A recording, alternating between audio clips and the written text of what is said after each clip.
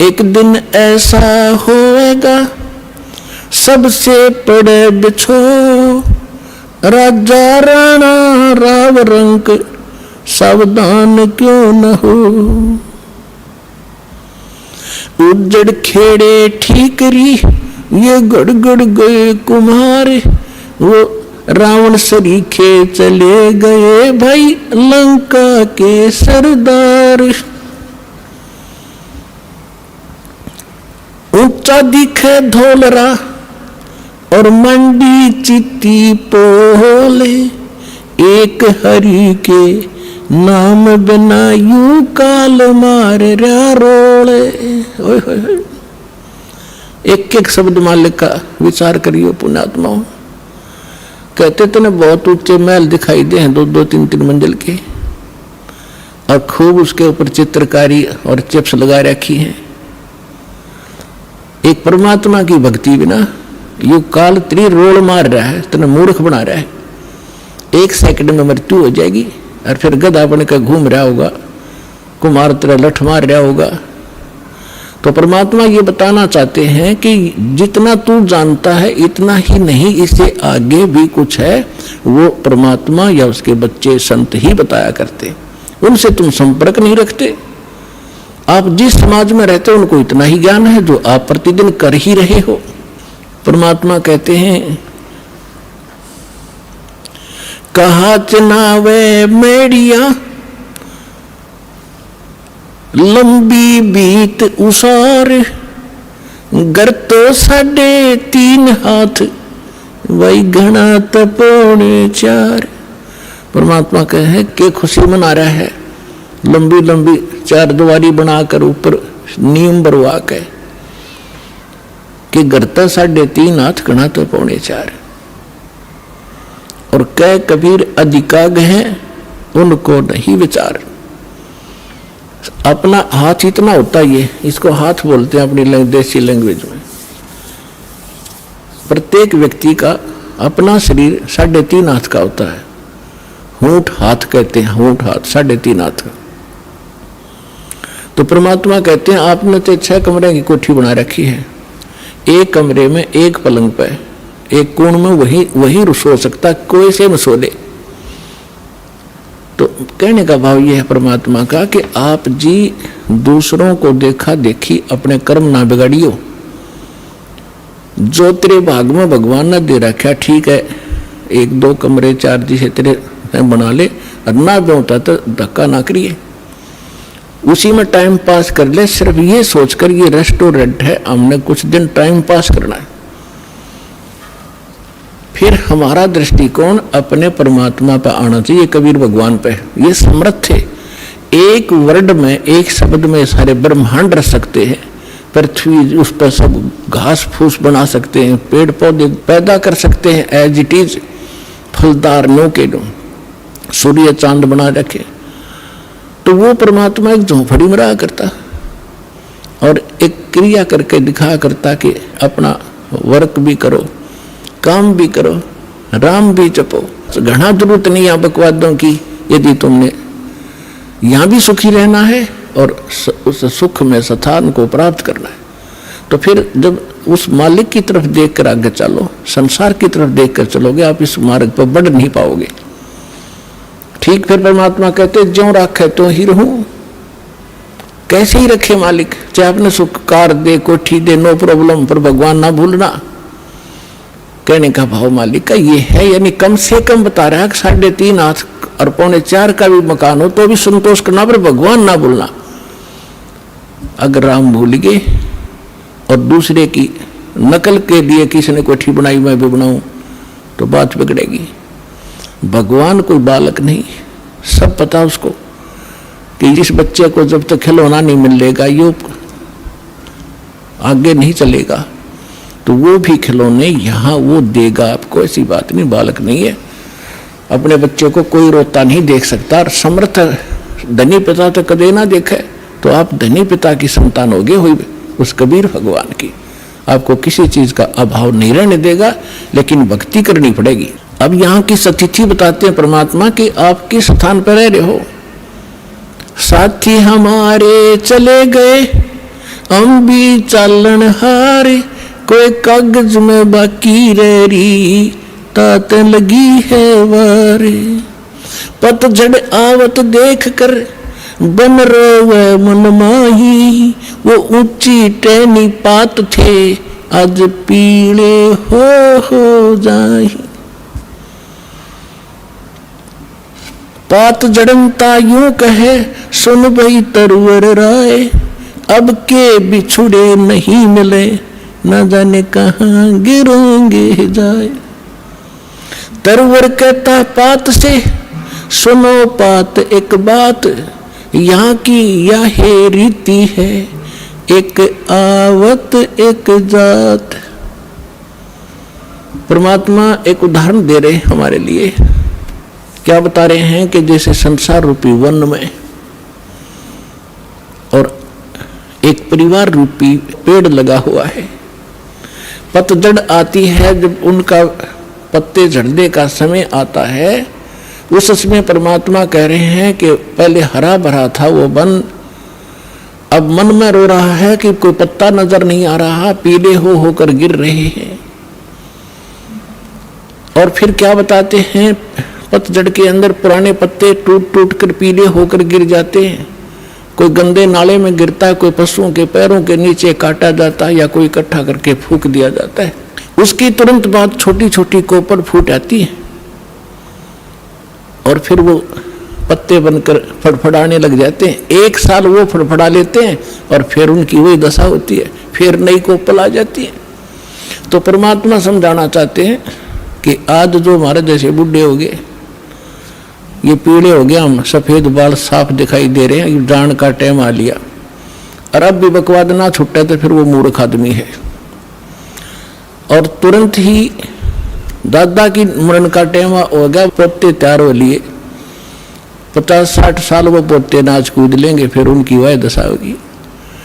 तो परमात्मा कहते तुम रह कहाँ रहे हो, कदे बुद्धि से काम लिया, और लिया तो कोई विकल्प नहीं था, आज आपके सामने विकल्प है इसका कि ये काम करके आप इसको सदा के लिए समाप्त कर सकते हो। परमात्मा समझा रहे हैं कि पतझड़ आवत देखकर बन रोवे मन माही, ये ऊंची टहनी पात थे ये पीले हो जाए। पात जड़नता यूं कहे सुन भई तरवर राय, अब के बिछुड़े नहीं मिले ना जाने कहां गिरेंगे जाए। अब जैसे कोई व्यक्ति को पता लग जाता है कैंसर होगी, डॉक्टर ने बता दिया कि अब 10 दिन का मेहमान है, सभी रिश्तेदार इकट्ठे होने शुरू हो जाते हैं, कुल के लोग भी हाजिरी लगाना शुरू कर देते हैं। उसमें महसूस होता है कि जिस परिवार में मैं रहा था इसमें रह नहीं पाऊंगा, जाना पड़ेगा। तो अपने आप कहता है भगवान अब क्या होगा मेरा, ना जाने कहां जाऊंगा। तो कुल के लोग सांत्वना देते हैं, भाई चिंता ना करें, यहाँ तो सबके साथ ऐसी ही बनती है, कोई पहले मर गया कोई पीछे मर गया, ये तो सबने ही जाना है। तो यहाँ की एक रीति है और ऐसी सांत्वना हम देकर उसको संतोष देते हैं और अपनी चिंता फिर नहीं रहती। हम सोचें इसको कुछ सांत्वना दें, ये ठीक ठाक मर जा। तो यही उदाहरण दे रहे हैं परमात्मा के पात जड़नता यूं कहे। एक परिवार से निकल कर जाने वाला जो व्यक्ति मरने वाला कह रहा हो सुन भई तरवर राय, अब के बिछुड़े नहीं मिलेंगे तेरे तय, ना जाने कहाँ गिरेंगे जाए, ना जाने कुत्ते बनेंगे गधे बनेंगे, पता नहीं कहाँ दुर्गति होगी। अब तरवर कहता पात से सुनो पात एक बात, यहाँ की यह एक रिवाज है, परंपरा है, रीति है। एक आवे पोता आ गया, दादा की टिकट कट गई, एक आवे एक दात, यहाँ यह चिंता तो करामती तो होगा। अब इसका विकल्प बताते हैं परमात्मा, अगम निगम को खोज ले बुद्धि विवेक विचार, उदय अस्त का राज मिले तो बिन नाम डगारे। पूरी पृथ्वी का राजा यदि ये सत साधना नहीं कर रहा तो बेगार कर रहा है, बेगार, वो डले ढो रहा है। जब राजा डले ढो रहा तो आप अपने हिसाब लगा लो, एक जनसाधारण नागरिक राजा को तो सक्षम मानता है, समर्थ मानता है, उसके आगे भीख मांगता फिरता है। और परमात्मा कहते हैं वो भी डलेड हो रहा है जो सतभक्ति नहीं करता। अब बेगार की डेफिनेशन बताऊंगा आपने, क्योंकि आप तो नई दुनिया में जन्मे हो, हम उस पुरानी दुनिया में जन्म कर नई से भी संबंधित हैं, इसलिए हमने पिछले भी सारे फार्मूले याद हैं और वर्तमान के भी। इसलिए दास आपको परमात्मा ने जो वाणी बोली वो पहले बोली थी, उसमें हमारे पुराने शब्द घने हैं जो आज के बच्चे उनको समझ नहीं सकते बेगार के चीजों से। तो इसलिए परमात्मा ने दास को ऐसे समय में यहाँ पटका ताकि मैं परमात्मा की वाणी को दास ठीक से समझ के उसके बच्चों को निर्णायक तरीके से समझा सकूं। बेगार हम छोटे छोटे थे जब हमारे गांव में रोड बना ही बना था, 3 व्हीलर चला करते, बड़े पेट्रोल से चलते थे, लंबे लंबे 3 पहिया वाले सवारी के। उनमें से एक दिन आया नहीं, दूसरे साथी पूछ रहे थे कल कहाँ गया था, आया क्यों नहीं, क्या हो गया, कुशल तो है? उसने बताया कल मैं बेगार में फंस गया। फिर वो बेगार बता रहा था कैसे कि रात के 12 बजे पुलिस वाले आ गए और मुझे उठा ले गए 2 बजे सी सुबह कल, और ले गए मुझे थाने में। पेट्रोल अपने पल्ले से डलवाया मैंने, और वो बैठ कर उसमें उन्होंने कई जगह रेड लगानी थी, पर इन थाने वालों के पास व्हीकल नहीं होते थे, वो यूं ही किसी को पकड़ ले जाते थे और सारा दिन उसकी रेल बनाए रहते। तो वो कह रहा था कि सारा दिन लगभग 200 किलोमीटर तो मैं वैसे मेरा यू 3 व्हीलर घूमया, 200 रुपये का पेट्रोल अपने घर तक डाला, आप रोटी अपने पल्ले खाई, उनको और खिलाई जो पुलिस वाले साथ में थे, चाय पानी पीवे थे कितने। और अब उसको और तो ये सोच रहे थे कि भाई गणिये कमाई कर रहा होगा, यो तो आज तक भाग्या फिर है, दौड़ा फिर है इसका 3 व्हीलर। वो करका था अपना घर तक खर्चा सारा, अनु दिखा था बड़ा दौड़ का पहिया चल रहा इसका। तो इसको बेगार कहते हैं कि आज मैं बेगार में फंस गया था। तो यहाँ जो भी राजा बना है, कोई डॉक्टर बना है, इंजीनियर बना है, कोई IAS IPS अधिकारी बने हैं, या कोई जज बने हैं, या कोई एडवोकेट बने हैं, या कोई सेठ बना है, या कोई मंत्री, मुख्यमंत्री, प्रधानमंत्री, राष्ट्रपति बने हैं, ये पिछले जन्म के पुण्यकर्मी प्राणी होते हैं। और इनकी पहले की बैटरी चार्ज होती है, पिछला पुण्य संग्रह धन इनके साथ होता है, वही लोग ऊपर को बढ़ते हैं। नहीं, एक परिवार में एक तो रिक्शा चला रहा है और एक व्यक्ति अच्छी दुकान कर रहा है, उसके रोज के 200-500 रुपये ग्रहण कर रहा है, 1000 रुपये। तो ये ऐसा डिफरेंस पिछले ही संस्कारों से होता है। आज कोई मुख्यमंत्री है, अब आम व्यक्ति ने तो ऐसा दिखा ही तो भाई खुदा बन गया, आगे पीछे लाल बत्ती चल रहे और सलूट मारे बड़े बड़े अधिकारी, और हमारे जैसे भिखारी उसका आगे हाथ जोड़े खड़े रहे। तो उसको भी परमात्मा ने कहा ये तो छोटे से टुकड़े का राजा यदि पूरी पृथ्वी का शासक हो और जिसके पास भक्ति नहीं है वो बेगार कर रहा है, वो डलेड हो रहा है, वो अपने पिछले पुनों से उस 3 व्हीलर वाले की तरह घूमता तो घना स्पीड तो दिखे, ठाठ बाट दिखे, लेकिन वो अपने घर पे पूंजी नष्ट कर रहा है, अपने पिछले पुनों को खोकर नाश करके अगले जन्म में कुत्ते की योनि में, गधे की योनि में जागा। इसलिए परमात्मा कहते हैं अगम निगम को खोज ले, बुद्धि विवेक विचार, उदय अस्त का राज मिले, तो बिन नाम बेगार।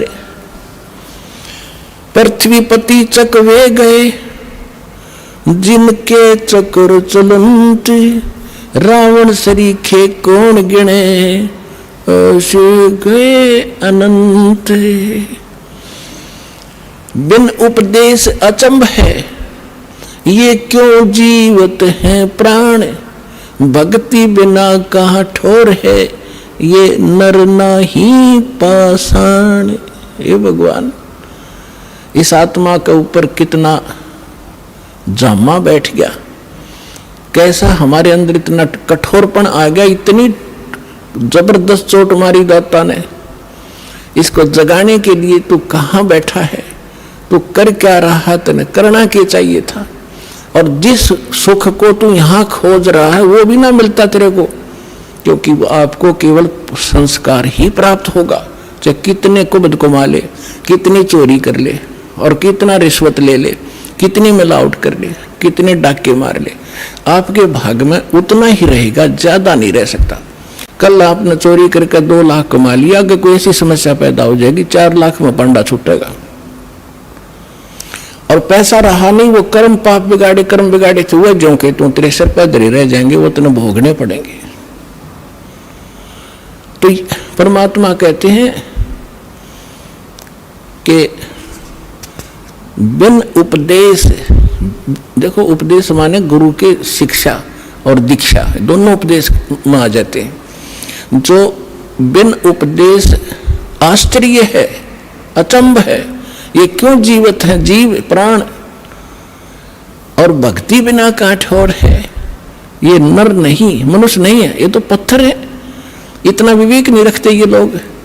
नर नाही ये पाषाण, जिनके इतना ज्ञान और ऐसी भगवान की वाणी का असर नहीं हो रहा, कहते मानुष नहीं है, फिर ये तो पत्थर जैसे हृदय के इंसान हो गए। पाप कर्मों का ज्यादा प्रभाव है।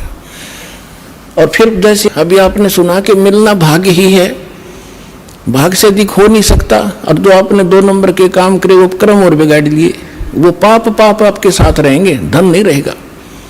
फिर इसका विकल्प बताया परमात्मा ने, ठीक है अनजानपने में जो गलती होगी सो होगी, आगे से सतर्क हो जाओ, यहां से दीक्षा लो, आपके पिछले पाप भी नाश होंगे, आगे आपके भाग्य में ना होगा, ये समर्थ है, आपके नए लेख लिख देगा ये कबीर भगवान, वो समर्थ शक्ति है, समझ लेना इस बात को।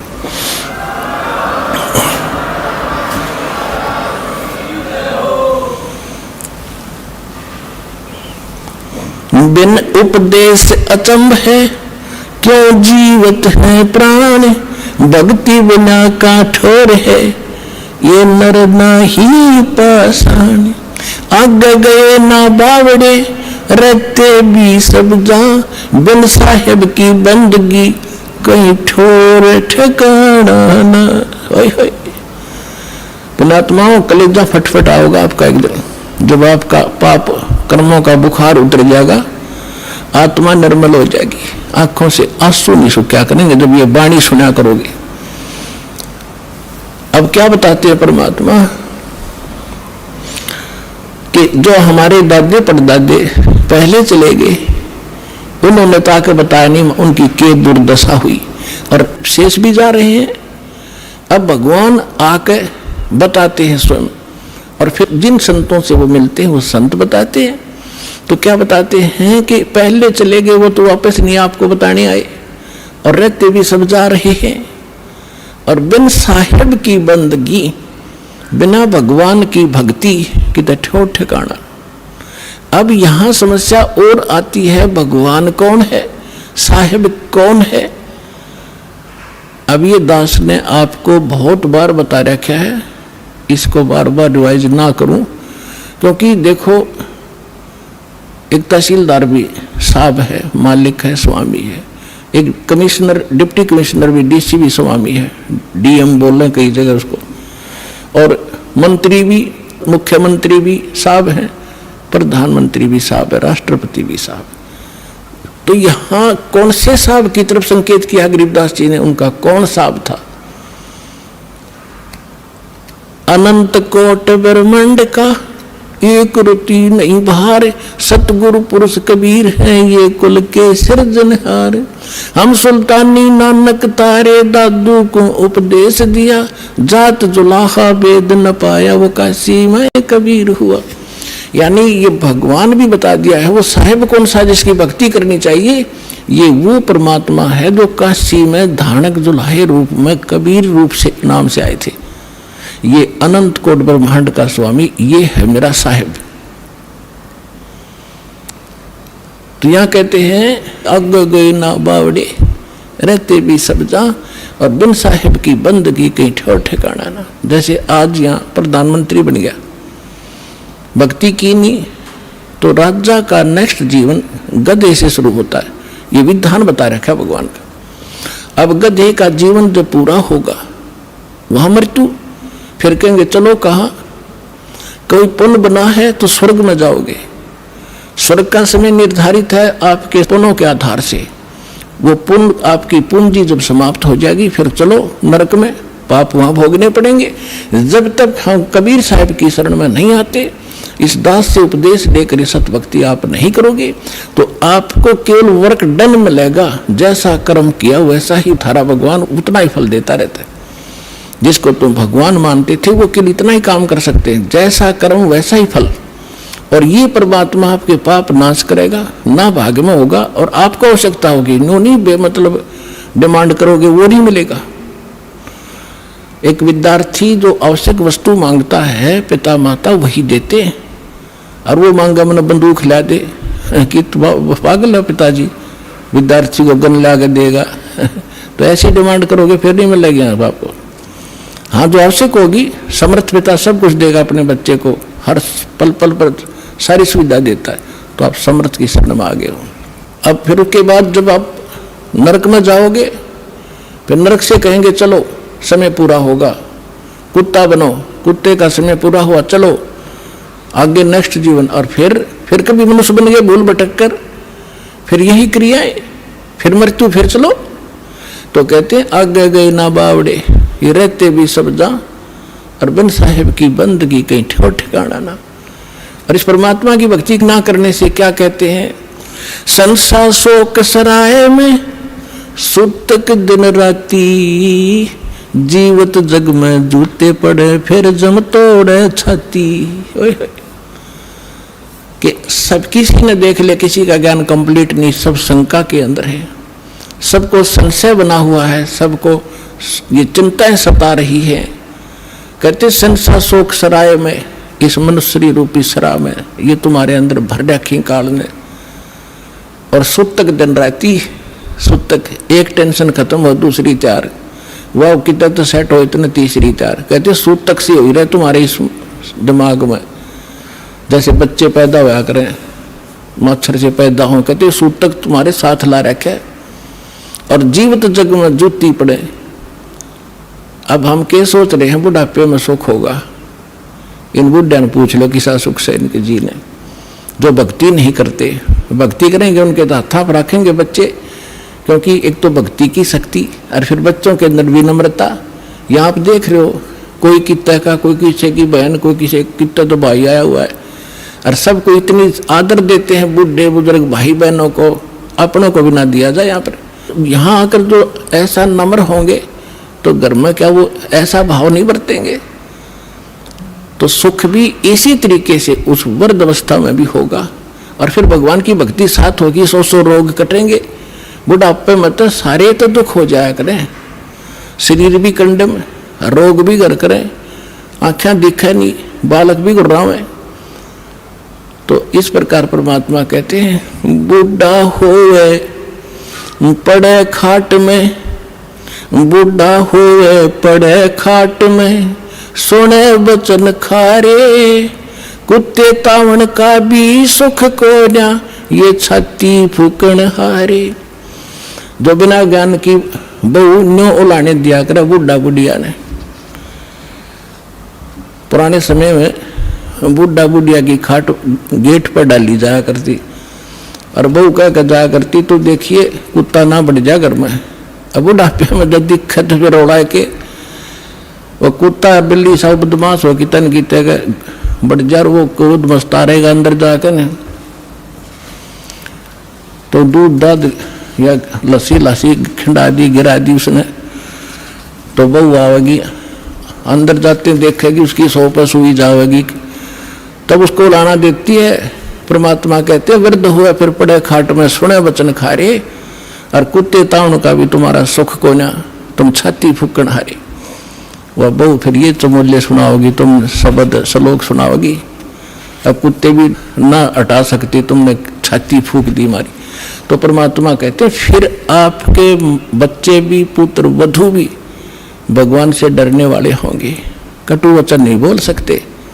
क्योंकि ऐसा है व्यक्ति को, यदि कोई तगड़ा व्यक्ति कटु वचन बोलता है वो बोलेगा नहीं, क्योंकि विरोध करने का उसमें सामर्थ्य नहीं, वो रोया करे, उसमें वो गरीब होकर रोता है और परमात्मा उसकी घड़ी सुनता है। तो इसलिए कोई ऐसे अपनी पुत्र वधू को या सास अपनी वधू को, क्योंकि नई नई बेटी आती है वो बहुत संकुचित और शर्मा के रहती है, डर के रहती है, उससे वो सास भी कोई गलत व्यवहार करती है तो उसकी आत्मा दुख पाती है। तो हमने आपस में ये कर्म बढ़ाने नहीं घटाने हैं। तो इस ज्ञान से ये भी आपके अंदर एक पैमाना बना रहेगा कि नहीं, दुख नहीं देना चाहिए, स्वयं दुखी खो लेना चाहिए, दूसरे को दुखी हम नहीं कर सकते।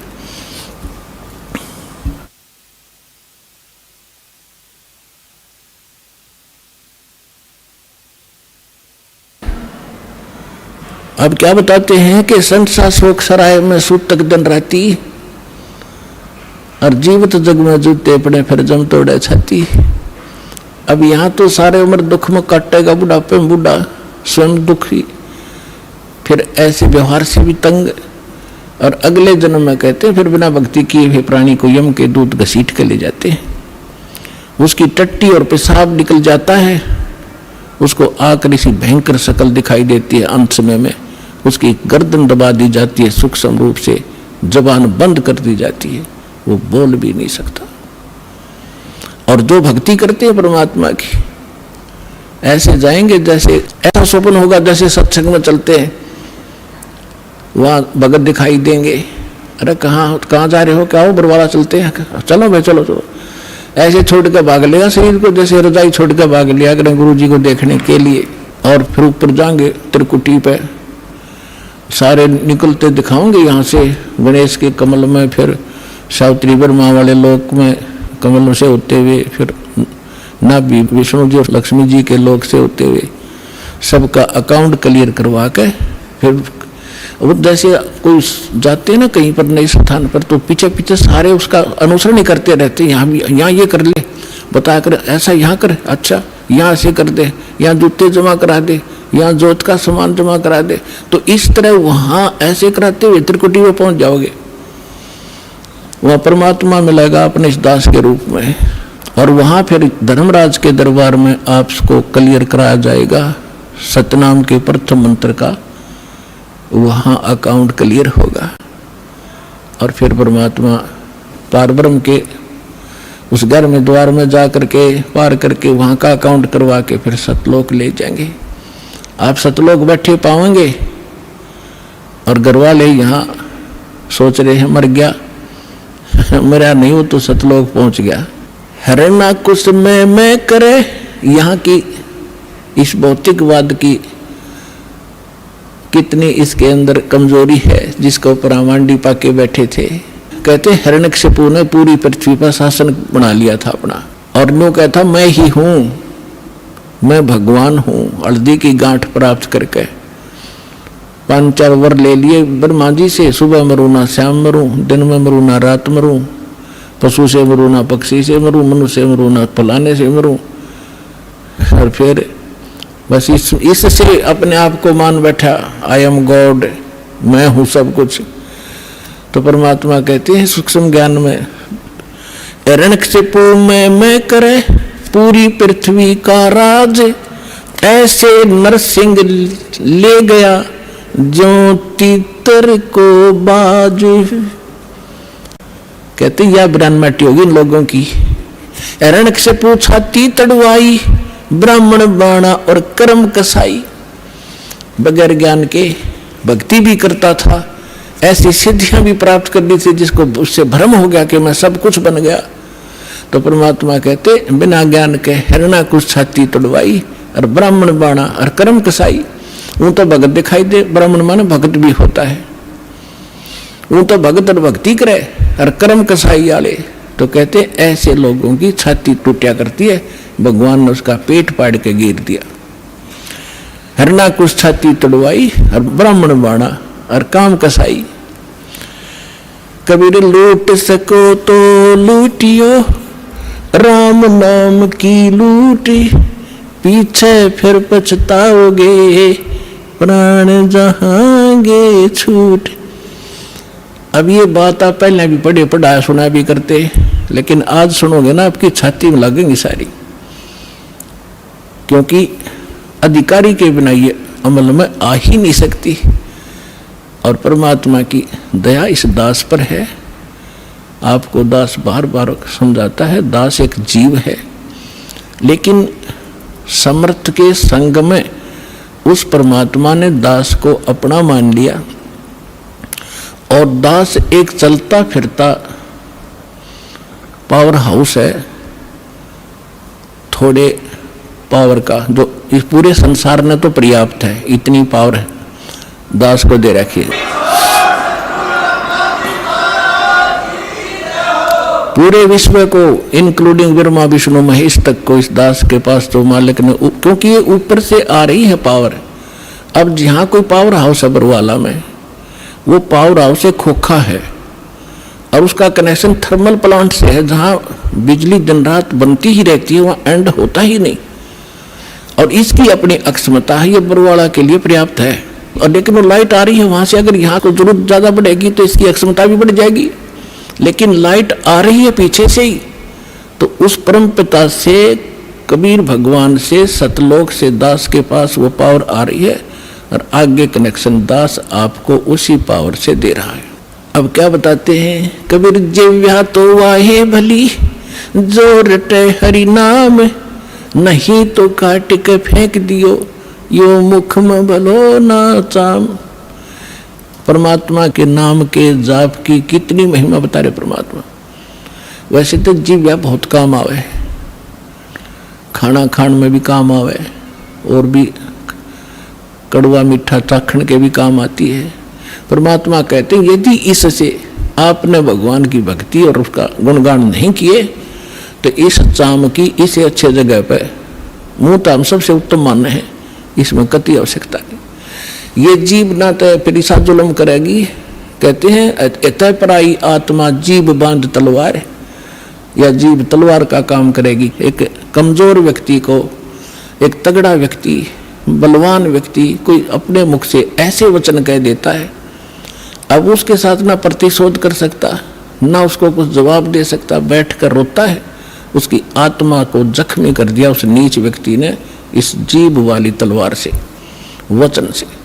तो परमात्मा कहते हैं यदि इस जीव का सदुपयोग नहीं किया, भक्ति नहीं की, तो इसने काट के फेंक दे। अच्छा, कितनी महिमा बताइए। फिर क्या बताते हैं कि नर से तू पशुआ की जय, गद्दा बैल बनाई, ये 56 भोग कहाँ मन भोरे, की तकुर्डी चुरने जाई।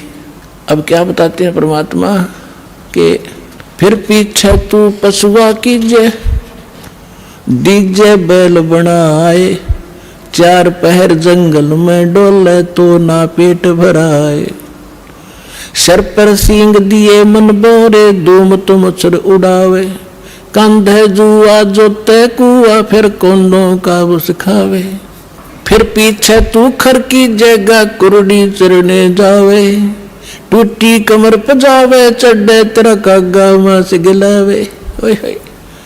पुणात्माओं, अभी आपने परमात्मा की वाणी सुनी थी कि ऊंचा दिखे धौलरा मकान और मंडी चित्ती पोल, एक भगवान के भजन बनायु काल मार रहा रोल। अब मनुष्य जीवन दिया है, जैसे विद्यार्थी हो तो माता पिता उसको पूरी सुविधा देंगे, वो निकम्मा वहाँ पढ़ता है ना पढ़ता है, वो उसके आगे बाद में रिजल्ट आएगा जब वो पास फेल होगा। तो इसी प्रकार आप विद्यार्थी हो, मनुष्य जीवन मिला है, भगवान वाले स्कूल के लिए आपको ड्रेस भी न्यारी मिली है। तो इसमें आप यदि सत भक्ति नहीं करते हो तो फिर आपके साथ के बीतेगी। कहते हैं फिर पीछे तू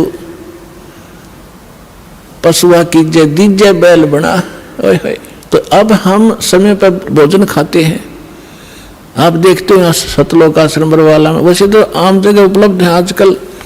कहीं बाहर जा रहे हो भाई, चाय पी लेते हैं, रोक गाड़ी, चाय पी ली, प्यास लग गया जो पानी पी लिया, भूख लगी रोटी खा ली, दलकरा मिठाई, कभी फल फ्रूट खूब ठाट खा रहे हो, खाओ, क्योंकि आप विद्यार्थी हो, माता पिता ने आपको ये सुविधा दे रखी है, इतना जेब खर्च आपको देकर भेज रखे है। यदि आप वो शिक्षा नहीं ग्रहण करोगे यानी भक्ति नहीं करोगे तो फिर क्या बनोगे? मजदूर बनोगे। आपके बच्चे वहां रेत में लेट रहे होंगे, आप कस्सी से मिट्टी खोद रहे होंगे, तन पर कपड़ा नहीं, समय पर टूक नहीं होगा, जो विद्यार्थी पढ़ते नहीं। तो इसी प्रकार जो इस पढ़ाई को नहीं पढ़ेंगे, क्योंकि पूरा विश्व के वो मानव शरीरधारी प्राणी विद्यार्थी है, तो उससे क्या होगा? फिर पीछे तू पशुआ कीजिए दीजिए बैल बना और 4 पहर जंगल में डोले तरा तो नहीं उधर बरे। अब तो जब इच्छा हो खाओ पियो, ठीक है खा लो, लेकिन जो काम था वो भूल गए कति। और फिर कहते हैं सिर पर सींग दिए मन बोरे और दूम तो मच्छर उड़ा। अब तो हम मच्छरदानी लगा लेते हैं, ऑल आउट वगैरह ये लगा लेते हैं, और फिर के लगावांगे बैल बने पाछे। एक पूछड़ हो गया आपके पीछे, उसने चाहे पंखा बना लियो, चाहे उसने कूलर की जगह प्रयोग कर लेना। और क्योंकि जितने भी कर्म संस्कार कमजोर होंगे तो ऐसे कर्महीन प्राणी के वहां भी अंग भंग हो जाते हैं, वह पूछड़ भी कट जाती है कई बार बैल की, वह इतनी रहती है, उन्हें नू कराया करे, वो ना कुछ काम का हुए। और फिर आगे बताते हैं सिर पर सींग दिए मन मोरे, ये तोब होंगी सींग, इन्हें कुछ भी प्रयोग कर लेना इनको। और फिर क्या बताते हैं कि कंद जुआ जोते कुआ। पुराने समय में वाणी बोली गई थी, तो रहट के द्वारा जल निकाला जाता था कुएं से, सिंचाई में बैल जोते जाते थे, और फसल होती नहीं थी, जौ होते थे, जौ वो बगैर वर्षा के भी हो जाते हैं, थोड़ी ही वर्षा से। और उनका भूस इतना खराब होया करे, पशु जल्दी खाता नहीं, कति भूखा मरता खाता उसको, और खाते समय उसके मुंह के अंदर ऐसे कांटे से चुभते हैं उस भूस के, ऐसा होता जौओं का भूस, कौंद बोलते हैं उनको। और खाते आंखों पानी पड़े, भूखा मरते न खानी पड़े। तो परमात्मा कहते याद रुकती, तुम भूल गया और ना पता होते, हम बता रहे हैं, याद रखना कि कंद जुआ और फिर जोता कुआ, और खाओगा क्या? वो भूस जो खान का भी कोई ना, वो मरते न वो भी खाना पड़े। अपने आत्माओं इस जीव का दुरुपयोग और सदुपयोग अब करना होगा। दुरुपयोग तो करना ही नहीं, और सदुपयोग ना करने से क्या हानि होगी? दास का जन्म एक किसान परिवार में हुआ, जाट किसान के घर, और हमारे घर एक बैल था, हम छोटे छोटे जब देखा करते थे। आली सुबह सुबह बैलों को ले जा रहा था वक्त से, किसी ने कोई कील थी इतनी लंबी लोहे की चोबा, उसके ऊपर की कैप कट गई थी, वह रिजेक्ट करके गली में फेंक दी। वह बैल के खुर में, पिछले खुरों के बीच में घुस गई। अब बैल स्पीड तो चलते चलते 2-4 कदम जल्दी जल्दी रख गया, वो अंदर ठुक गई, पैर को लंग करने लगा पैर से बैल। तो हाली ने सोचा ये वैसे कोई ठोकर ठाकर लगी और वो जगह ठीक वहां तक। तो पहले ऐसे ही जो कोई दिक्कत हो जाती, बैल का लंग करता, तो अन्य बड़े सियाणे नु क्या करते, बैल को रोकना नहीं चाहिए, कोई नस पर नस चढ़ गया, ऐसे काम लेने से ठीक होती है। और ऐसी नस चढ़ी होती तो हो भी जाया करती थी।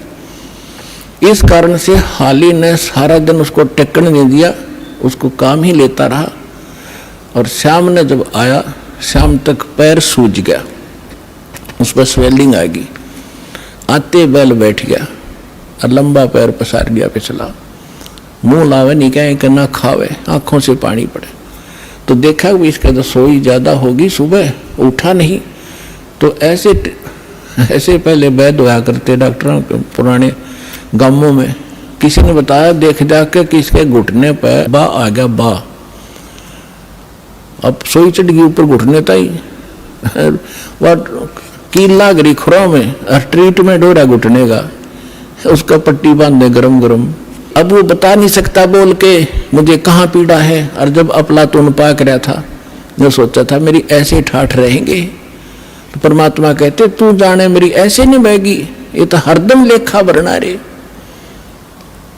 तो 1 महीने 20 दिन के बाद वो पैर पक्या, वह कील वाला स्थान तो नीचे खुरों में था। अब खुरों में भी हाथ उठ मार के देख लिया, उसमें कुछ ऐसी विशेष चीज उसमें दिखी नहीं ना। वह बाहर वो तो अंदर घुस चुकी थी सारी, पत्थर कंकर लाग के। 1 महीने के 20 दिन के बाद वो पक्या, पक के उसमें रेसा निकलने लगा। जब देखा घर वालों ने नृत्य रेगी तो भाई यहाँ समस्या है। फिर कोई बुलाया ऐसे ही, वो चमटी सी ले रहा था नकचुंडी, उसने उसको किरेल किराल के कील निकाली बाहर, वो तरेगी इतनी लंबी। तब वो बैल पुनः ठीक हुआ। तो पुण्यात्माओं उस दिन के बाद दास का ऐसा झटका लग गया। वो बात फिर बाद याद आने लगी, जब मालिक की वाणी पढ़ने लगे रोंगटे खड़े हो जाते। अब वो ये नहीं बता पा रहा, इस जुबान से जीभ का प्रयोग नहीं कर पा रहा मुझे कहाँ दर्द है और कितनी झेली उसने उस संकट को। तो यहाँ परमात्मा कहते हैं सुखदेव ने 84 भुगती बिना पजावे खरगो, तेरी क्या बुनियाद पुरानी तू पेंडा पंथ पकड़वो हो। ये सूक्ष्म वेद है, इसकी एक एक पंक्ति का एक न्यारा न्यारा अलग अलग अर्थ बनता है। अब क्या बताते हैं कि सुखदेव एक ऋषि हुए हैं, महर्षि। उन्होंने भी 84 लाख योनियों का कष्ट भोगना पड़ा और बिना पजावे खरवो, वो कुम्हार के पुजावे पर गधे की योनि उसने भी भोगी। एक समय सुखदेव जी जब उसकी दिव्य दृष्टि काम करने लगी, पीछे आगे का उसको पता लगा, तब वो खुद बता रहे थे कि एक बार में बड़ी साधनाएं की, स्वर्ग भी गया, राजा भी बना और फिर एक समय में गधे की योनि भोग रहा था। अंधा हो गया, धनी ने छोड़ दिया, कुमार ने 2 डंडे मारे और कर दिया चलता। मैं चलता चलता एक पगडंडी पर जाता जाता जंगल में पहुंच गया। वहां एक नाला था, इक्का दुक्का व्यक्ति वहां से आता जाता था। उस नाले के निकट जाकर मैंने सोचा जंप लगा ले, उसका मुंह फंस गया, आगे मुंह टिक गया, गर्दन और पीछे से कमर फंस गई, उसमें फैट हो गया, उड़ी बन गया और पैर लटके नीचे। अब वहां किसी ने मुझे निकाला नहीं, क्योंकि सारा दिन में एक आध व्यक्ति जाओ उस रास्ते से, मेरी पुली बना ली। 1 हफ्ता 10 दिन में भुगत का मेरा भूखा और प्यासा। अब मुझे वो सीन दिखाई देता है, मैं उठकर बैठ जाता हूँ, अपनी भक्ति करता हूँ। तो यहाँ परमात्मा कहते हैं सुखदेव ने 84 भक्ति, वो साधना करते करते सुखदेव जैसे ऋषि जो साधना तुम कर रहे थे जिन भगवानों की, उन पूजाओं को करते करते सुखदेव जैसे महर्षि भी 84 लाख योनियों में कष्ट उठा रहे हैं। और आपकी क्या अवकात है, तेरी क्या बुनियाद पुरानी। छोटी मोटी मंदिर में घंटी मार के और जय गणेश देवा करके तू पार हो जाएगा, या इस संकट से पार हो जाएगा। तू पेंडा पंथ पकड़, वो पेंडा यानी मार्ग, पैडा वे ऑफ वर्शिप, पूजा का वो मार्ग, वो रास्ता ग्रहण कर। कौन सा? जो हम बताने आए हैं, जिससे तेरा यहाँ भी सुख हो और परलोक भी सुधरे। तो पुण्यात्माओं प्रसंग चला था कि हम परमात्मा से डर कर रहें और उस परमात्मा पर विश्वास करें। और उसने हमें ये सिखाना चाहते हैं कि तुम भगवान पर विश्वासी बनो। अभी आपने परमात्मा के भोग के समय परमात्मा की वाणी सुनी थी, मोकू का ढूंढे रे बंदे मैं तो तेरे पास में। सब कुछ नकारा करके क्या बताया है, कहे कबीर सुनो भी साधो, मैं तो हूं विश्वास में। यदि आपको यह विश्वास हो गया Kabir is God, Kabir is supreme God, तो राहत भगवान देगा। और जो आपके मन में शंका संशय रहेगी तो मालिक सहारा दे नहीं पाओगा, आप केवल वर्क डन ही प्राप्त करोगे। तो उसके लिए दास का प्रयत्न रहता है कि आपके हृदय में सब शंका हटा के और परमात्मा को परमात्मा जचा दूं, और तभी आप आगे बढ़ोगे। जब आपको विश्वास होगा कबीर इज गॉड, इसलिए रह कर ये सत्संग सुनाए जाते हैं, प्रमाण दिखाए जाते हैं, ताकि आपकी शंका कति मूल से नष्ट हो जाए और फिर कबीर साहब रह जाएगा। आज तो हम उसको कवि समझकर रिजेक्ट करे बैठे थे, लाल को कौड़ी समझ रहे थे और कौड़ियों की गठड़ी बांध रखी थी। 36 प्रकार के देवता पूजा करते उनको लाल समझ गए, हम डले ढो रहे थे। परमात्मा कहते हैं चारों युग में मेरे संत पुकारे और कोक कहा हम हेल रे, हीरे माणक मोती बरसे ये जग सुगता ढेल रे। हम चारों युगों में ये ज्ञान बता कर चले गए, हमारा किसी ने नहीं सुना। ये पर भी लेन जात है दुनिया, हमारा ज्ञान किन्हें ना सुनिया। ये केदारनाथ पर जाकर मर गए हजारों की संख्या में, और हमारा ज्ञान किन्हें नहीं सुनिया। कितना आसान तरीका, कैसी यहाँ परमात्मा ने अपने बच्चों के लिए सुविधा दे रखी है। ये आपका पिता है, ये आपके पिता का घर है। अपने पिता के घर पर ये सुख प्राप्त हो सकते, इस पृथ्वी पर आपको मिलेंगे नहीं।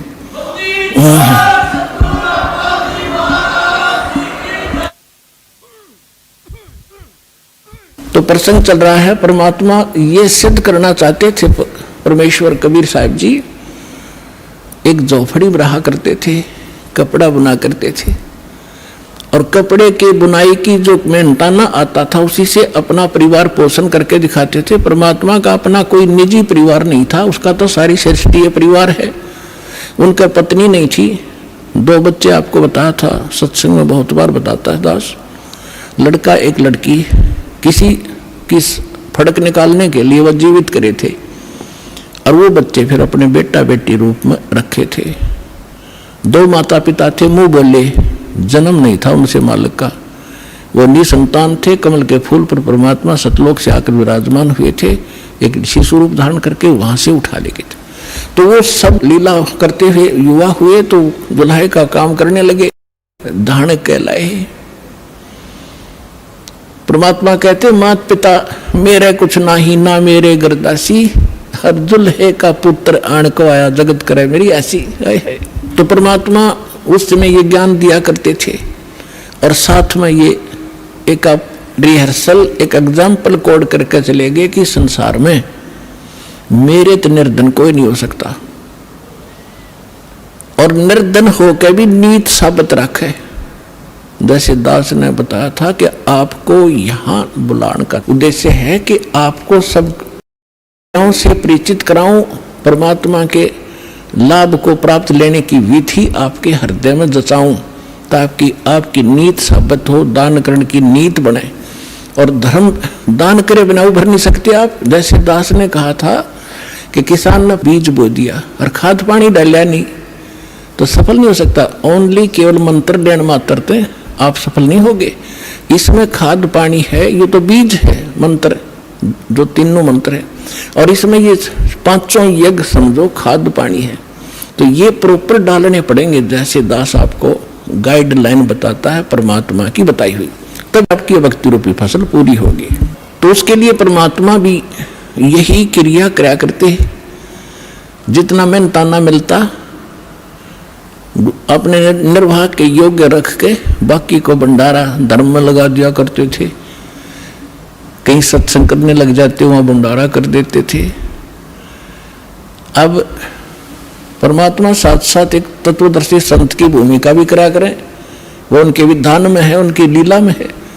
तो ये ज्ञान सुनाया करते थे जो दास आपको बता रहा है कि 3 देव की जो करते भक्ति उनकी को दे ना होवे मुक्ति। जो भक्ति करते नहीं वो अपना जीवन नाश कर रहे हैं, और जो शास्त्र विरुद्ध साधना कर रहे हैं ब्रह्मा विष्णु महेश तक की, वो भी अपना जीवन नाश कर रहे हैं। ब्रह्म तक की साधना करने वाले भी अपना जीवन नाश कर रहे हैं। केवल परम अक्षर ब्रह्म, उस पूर्ण परमात्मा की भक्ति से मोक्ष होता है। तो इसलिए परमात्मा कहा करते थे, जिस कारण से हमारे धर्मगुरु हिंदू और मुसलमानों के दोनों नाराज हो गए। उन्होंने हर तरह से ज्ञान से भी पराजित कर दिया दाता ने उनको। उन्होंने उनके साथ जुल्म ढाई कर उनसे मरे नहीं, हार कर वो थक गए। उन्होंने क्या स्कीम बनाई, उससे पहले सिकंदर लोधी उनका शेष हो चुका था, दिल्ली का सम्राट। उन्होंने क्या स्कीम बनाई कि एक बार सब ने इकट्ठा होकर कि इसकी बेइज्जती कर दो, वैसे तो काबू आ नहीं रहा, यहां से भाग जा काशी से, किसी तरह हमारा पीछा छूटा है, हमारी तो रोजी रोटी बंद करवा दी इसने। तो उन्होंने झूठी चिट्ठियां डाल दी सब आश्रम वालों के पास कि अभी कबीर नाम का एक व्यक्ति है, सेठ है, और वो काशी में रहता है इस कॉलोनी में, और ऐसे ऐसे 3 दिन तक भंडारा करेगा, सब आमंत्रित हैं। और साथ में एक और लिख दिया कि 1 असरफी यानी 10 ग्राम सोना, और साथ में एक दोहर यानी बहुत बढ़िया कंबल टाइप होता था पहले, दौर बोले थे उससे, वो प्रत्येक खाने के बाद दक्षिणा में दी जाएगी। तो ये साधु संत बेचारे इसे पेट भरवाया करते।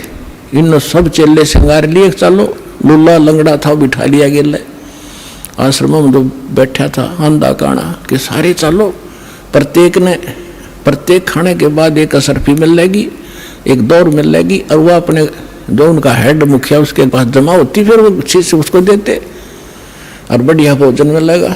तो कहते 18 लाख आदमी आगे, ये साधु संत फकीर सारे गिरीपुरी सब मंडलेश्वर। अब सुबह सुबह रविदास जी और कबीर साहब तकरीबन इकट्ठे रहते थे सारा दिन लगभग। तो सुबह सुबह रविदास जी घर से उठे, देखा बाहर मेला भर गया, भाई पूछा कहाँ से आए हो तुम, कौन हो, क्या फंक्शन है आज तुम्हारा यहाँ इकट्ठा होने का। तो वो बाबा लोग कहते हैं कि काशी वाले तुम कौन सी दुनिया में रहते हो, तुम्हें पता नहीं, हम इतनी दूर से आ गए कि यहाँ कबीर नाम का कोई सेठ है, और ऐसी उस कॉलोनी में रहता, जुलाहों वाली कॉलोनी के पास, नीरू का पुत्र है। उसमें पूरी डिटेल बता रहा कि कितने भ्रम रह जा किसी के, और उसने भंडारा कर रखा 3 दिन का, और साथ में ऐसा ऐसा लिखा है, और तुमको पता नहीं बनारस के बनारस में। अब रविदास जी तो समझ गए ये किसी ढीठ आदमी की बकवाद है, राज तो नाश पीट दिया इसने, दुनिया आ गई निरी। रविदास जी पहुंचे परमात्मा वाली झोपड़ी में और कहने लगे महाराज जी आज तो नाश हो गया, काशी छूटेगी। क्या हुआ बताते हैं कि किसी ने झूठी चिट्ठी लिख रखी है आपके नाम तय, यूँ लिख रखा है कि 1 असरफी देगा, प्रत्येक खाने के बाद 1 दौर दक्षिणा मिलेगी। इस लालच में गिनती नहीं होती, इतने आ रहे हैं। परमात्मा बोले रविदास एक कुंडी लाले भीतर थे और बैठ जा, आप वहाँ जावाएं को नहीं, आप चले जाएंगे टक्कर मार के। रविदास जी बैठ के ने बोला भक्ति करे, आपत्ति में भगवान याद करना चाहिए, मैं भी माला जपूं, आप भी बैठो। अब परमात्मा वहां बैठे, रविदास जी ने देखे माला जपे हैं, और परमात्मा पहुंचे सतलोक में। वहां से फोन कर दिया कि मैं आ रहा हूं, तैयार करो फटाफट। सतलोक से उन्हीं आत्माओं से 9 लाख तो बैल बनाए, और उनके ऊपर बना बना भोजन, जलेबी, कचौड़ी, पकौड़ी, हलवे, पूरी, वहां तो सदा नौका नूर है बना बनाया, और लाद के 1 सेकंड में पहुंच गए वहां। गंगा के परले पास से खड़े हो गया आके, मुझे खुद तू बोल, और फिर गंगा से आगे आना था। वह गंगा इतनी फुल स्विंग पर चल रही थी, एकदम पानी 1.5 फुट हो गया। दुनिया देख रहा इतनी एकदम डाउनफॉल, गंगा में पहली बार देख रहे हम, जल नीचे उतर गया। तो उधर से क्या देख रहे हैं, घाट में का नर्रे बैल आने लग रहे हैं, सब देखें खड़े हो कर ये कौन आ गया। और दूसरा रूप बना लिया परमात्मा ने, और केशव नाम बताया अपना एक व्यापारी का। पहले बंजारे होते थे, बंजारे बिजनेस किया करते थे बैलों के ऊपर, जैसे गधों पर बोरे होते ऐसे बैलों पर लादा करते थे, यही ट्रांसपोर्टेशन का साधन था। आजकल तो ट्रकों से होती है, फिर बैलगाड़ियों से शुरू होगी थी, लेकिन पहले बैलों के ऊपर, जंगलों में रास्ते थे नहीं, जंगलों में से निकाल ले जाते, आगे पीछे बैल लगा के जैसे ऊंट बांध लिया करें। तो उस समय ऐसे बंजारे लोग बिजनेस किया करते थे। किसी मंडी से गुड़ ले आते, उसको वहां बेचते जहां गुड़ नहीं होता था, तो उनको बंजारा बोलते थे। तो केसो नाम बताया और आके तान दिए तंबू सारे। उनमें कहते गरीबदास जी ने लिखा है कि वहां लड्डू और जलेबियों की नौका पूरा ढेर का ढेर पड़ा, पाड़ की पाड़ का ऊंचो ढेर न बहुत ऊंचा। अब 18 लाख आदमी का भोजन और कोई पतीला मुताबिक को नहीं। तंबू बिछा कर बढ़िया कपड़े नीचे और सुंदर तंबू टेंट सुंदर ऐसे चमकीले, धूल भी ना लग गया उनके, कर दिया भंडारा शुरू। उधर से सिकंदर लोधी के पास भी चिट्ठी भेज दी, अगी उसने भगवान मान्य था, आ जाएगा देख लेगा, यू भाग्य पाओगा यहाँ से। सिकंदर लोधी शेख तकी के साथ वहां आ गया। वहां देखा तो जय जयकार हो रही, भंडारा शुरू हो गया।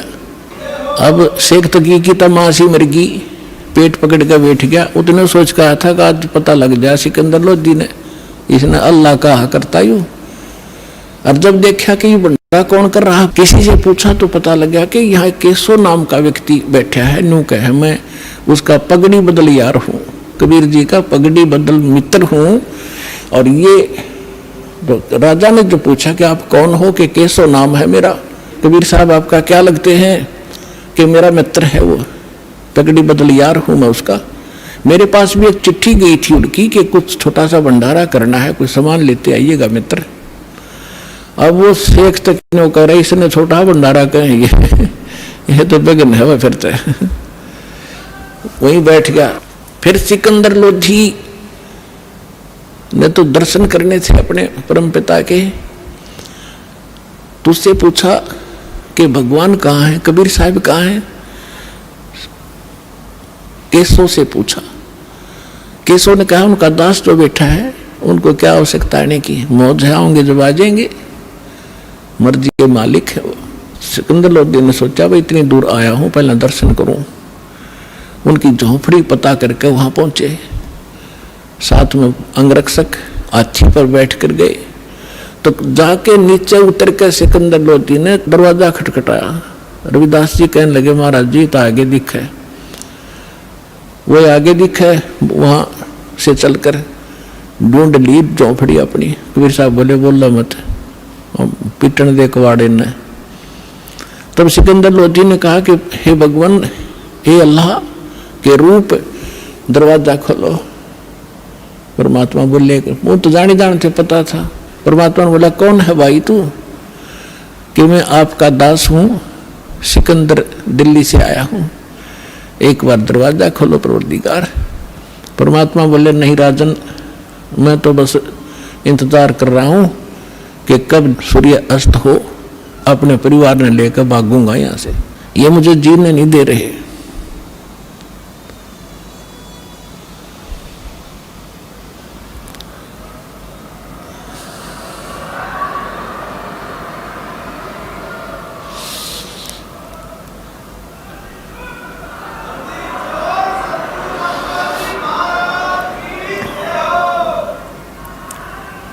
अब सिकंदर लोधी ने कहा कि हे परमात्मा,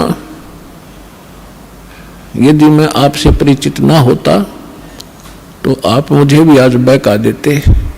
मैं अब आपकी बहकाई में नहीं आ सकता। मैं आपको पहचान चुका हूं, आप अल्लाह अकबर हैं। दास को दर्शन दे दो, वैसे एक बार दरवाजा खोल। तब परमात्मा ने कहा रविदास जी खोल दे खिड़की। दरवाजा खोल दिया।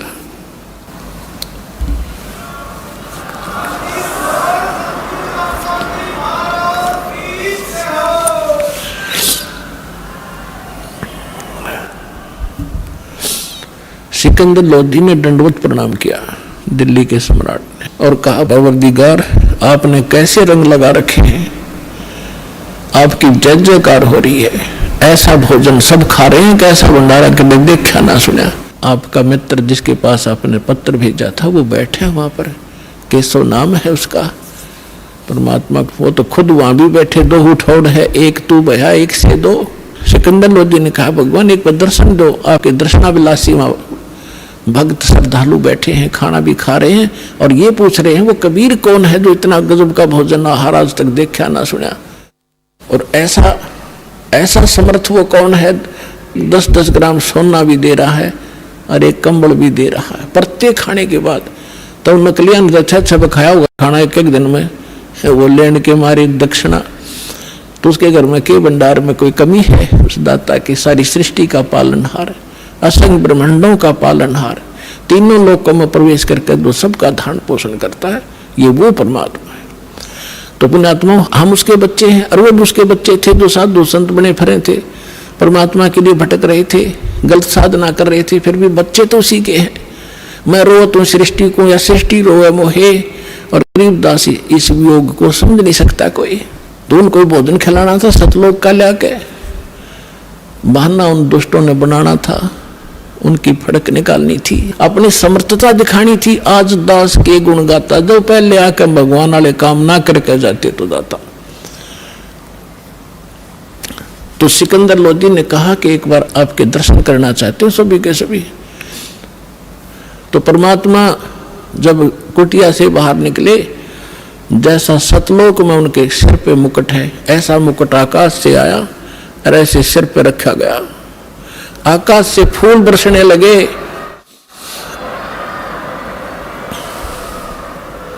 सुंदर मनोहर मुकुट पहन के परमात्मा, और ऊपर से आकाश से फूल बरसने लगे परमात्मा के ऊपर। सिकंदर लोधी ने अपने हाथी पर बैठाया, अपनी अंबारी में, साथ में रविदास जी। कबीर साहब बोले आजा भाई मित्र तू भी। रविदास जी चंवर कर रहे थे पहले। सिकंदर लोधी ने कहा भगत जी आप तो डेली सेवा करते हो, दास को भी दे दो। तो सिकंदर लोधी ने चंवर पकड़ा, जैसे आप देखते हो पाठ के ऊपर बच्चे करते हैं, महापुरुषों पर ऐसा ये चंवर किया जाता है। चंवर का मतलब है जैसे माखी माछर बैठे उससे हलाया करें, ताकि कपड़ा मारें तो उसका लाग जाए, मर ना जाए। यानी इतनी नम्रता के कारण उसको चंवर को संत के ऊपर बुलाया जाता है। तो सिकंदर लोधी ने चंवर ले लिया, हाथी पर बैठ कर चल दे, चारों गेट खोल दिए उस अलमारी के, जो हाथी के ऊपर एक कमरा सा बनाया करते थे। तो सारे देखें जो खाना खा रहे थे, कौन है? कबीर कौन सा है कि वो बैठा जिस पर सिकंदर लोधी चौर करे, दिल्ली का राजा। काशी की बात है ये कि यू है वो कबीर, ये है वो कबीर, सेठ कबीर। वो सेठ दिखा जो सुंदर मन और पैर रहे ऊपर, सेठ तो वो है ही, कंगाल तो सारा संसार है उसके सामने। तो जब वहां जाकर उतर के हाथी पर सारे मेले में घूमकर जो जयकार हो रही, जय हो कबीर की, जय हो कबीर जी की। वाह भाई सेठ बड़े मोहन भोजन कराए, बड़े ठाठ हुए, ऐसा सब जय जयकार करे, जो रोटी खाओ हुए गुण गावे। फिर केशव बैठा था जिस टेंट में, वहां से एक सेवादार गया और करबद्ध होकर कहा कि महाराज आपको आपका मित्र याद कर रहा है, केशव। तो सिकंदर लोधी, रविदास जी और परमात्मा उतर के हाथी से नीचे चल पड़े। जब उस टेंट में गए, टेंट को केवल सीलिंग छोड़ दी, ऊपर कर दिया उसको ऐसे। और क्या नीचे एकदम सामने देखते देखते एक सुंदर मनोहर पलंग आया, उसके ऊपर इतने सुंदर गद्दे बिछ गए, इतने बढ़िया, उसके ऊपर एक चद्दर बिछ गई जिसके हीरे मोती लाल जड़े हुए थे। उस पर बैठ के भगवान बीच में जच गए। सामने दूसरे रूप में केशव बैठा है और एक रूप में मालिक कबीर रूप में बैठे हैं। राजा और सब प्रजा नीचे बैठकर सत्संग सुन रही है। कहते परमात्मा ने 24 घंटे तक सत्संग सुनाया उन प्यारी आत्माओं को। अब देखो वो भटक रही थी, साधु संत बन रहे थे, और कारण के बनाया, और 3 दिन का सत्संग परमात्मा ने ढूंढा ठाया। लाखों वो भक्त जो डले ढो रहे थे परमात्मा के शिष्य हुए, और वो फिटे मुंह हुए जो बकवाद करे थे। बोलो सतगुरुदेव।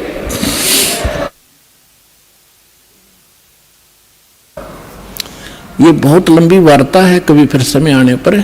अभी तो दास आपको सदग्रंथों से ये प्रूव कर रहा था कि भगवान कौन है। जब आपको, जैसे पहले आप सेट हो रहे थे, कृष्ण जी भगवान, श्री रामचंद्र जी भगवान, शंकर जी भगवान, गणेश जी भगवान, तो आपको कोई भी किस उनकी कथा कहीं खड़ा होकर सुनावा था तो आप सारे शांत होते थे और स्वीकार होती थी, सब कुछ सही मानते थे, तो नो प्रॉब्लम थी।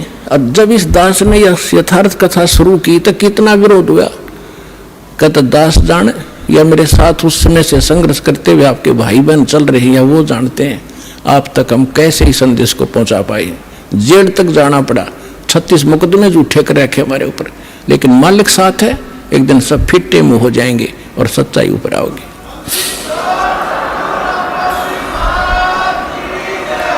तो एक बार आपके हृदय में जब ये पक्की हो जाएगी पूरे विश्व के कबीर इजगोट, फिर ये कथा सुनाया करूंगा और वो अमृत वाणी सुनाया करूंगा जो हृदय में जाकर लगेगी प्रत्येक प्राणी के। अभी इतना समय नहीं मिलता क्योंकि इसमें बहुत प्रकार के पॉइंट भी बताने पड़ते हैं, फाउल पॉइंट भी बताने पड़ते हैं, और पहली कक्षा का बालक भी पहले दिन आता उस वाला भी सत्संग साथ सुनाना पड़ता है।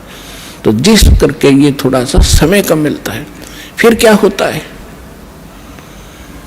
शेख तकी कहते हैं नीच आत्मा तो नीचा भाषा रखता है। अब कई बार क्या कहते हैं, जो घना निकम्मा आदमी होता है वो किसी की बड़ाई नहीं कर सकता, नीच व्यक्ति बुराई तो कर सकता है। एक तो होता है यज्ञ जौनार, यज्ञ करते हैं जो बड़ी खुशी में, किसी का लड़का हो गया घने वर्षों के बाद, उसके कहते हैं यज्ञ करी उसने जग, और भाई दिल खोल का पैसा लाया उसके दादा ने, इतना घी और जलेबी और लड्डू सारे, उसको कहते हैं खुशी में की हुई जग जौनार। और एक होता महोत्सा, महोत्सा वो होता है जैसे किसी ने बता दिया कि तुम्हारे पिता का मर गया, दादा या पिता, उसका तुम ऐसा करना पड़ेगा, इतने कपड़े और इतने पंडित जमाने पड़ेंगे, तो उसमें वो दुखी से होकर फॉर्मेलिटी से करा करें। 10 ब्राह्मण जमाने हैं, 10 के अंगूठे से टूटे फूटे से ले रहे, कति बिल्कुल सस्ते से, उनके उतने जूते और कपड़े वो फॉर्मेलिटी करते हैं, उसको कहा करें महोत्सा, जो कति दिल तोड़ के काम करा जा। तो यहाँ शेख तकी क्या कहता है कि इसे भंडारे हम 100 कर दें, इसने क्या नाराय कर दिया। तो इतनी जब उसने बात कही, कहते हैं पहले तो बहुत जुल्म किए थे उसने काफी वर्षों तक, वो फाइनल बकवाद थी उसकी। उस दिन वो गूंगा भी हो गया और बहरा भी हो गया वो शेख तकी। तो यहाँ गरीबदास जी कहते हैं कोई कहे जगजोनार करी और कोई कहे महोत्सा, और बड़े बड़ाई करा करें गाड़ी काटे ओछा। तो उस समय परमात्मा ने कहा कि भाई ठीक है केशव, धन्यवाद आपका, आपने मेरी इज्जत रखी। केशव कहते हैं हे भगवान शर्मिंदा ना करो, आप तो सारी सृष्टि के पालनहार हो, ये जनता के समझे तो बालक है, इनका बुद्धि को नहीं जो आपने पहचान ले। तब केशव ने कहा भी ठीक है भगतों लाद लो सारे टेंट वेंट, 5 मिनट में धर लिए ठाके बेलना पर, चलो मैं आ रहा हूं। जब वापस गंगा से निकलने लगी वह गंगा फिर इतना ही पानी हो गया 1.5 फुट, और सारे बैल और बंजारे जब निकल गए जो वहां से आए हुए थे, 9 लाख बैल और इतने बंजारे सतलोक के भगत आ रहे थे अंश।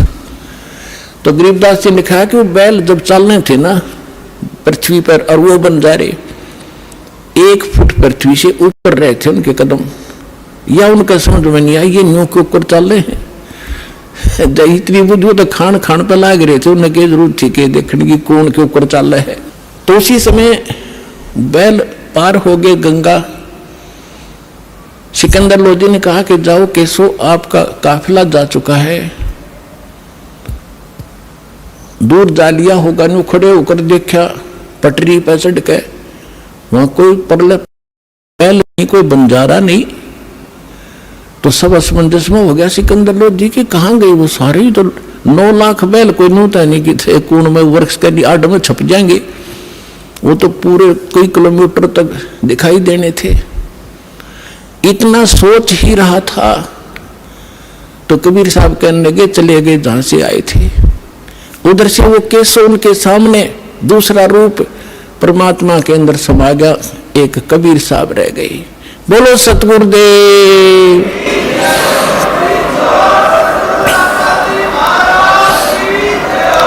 तो परमात्मा कहते हैं कल्पे कारण कौन है, कर सेवा निकाम, और मन इच्छा फल दूंगा जो पड़े मेरे ते काम, पड़े धनी से काम। परमात्मा कहते हैं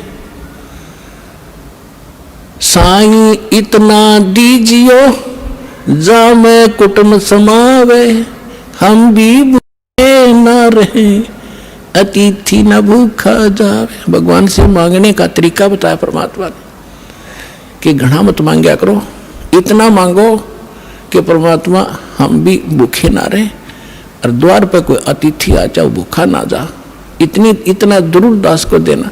तो ये परमात्मा ने उदाहरण दिया है कि तुम मेरे की तरह नो विश्वास करो उस मालिक पे, और तू कर सेवा निष्काम भाव से पूजा कर और दान धर्म करता रहे। जब कभी कोई आपत्ति आवेगी, जब देखना मेरे हाथा बदल लूंगा अपने बच्चे को, सारा संसार देखता रह जाएगा।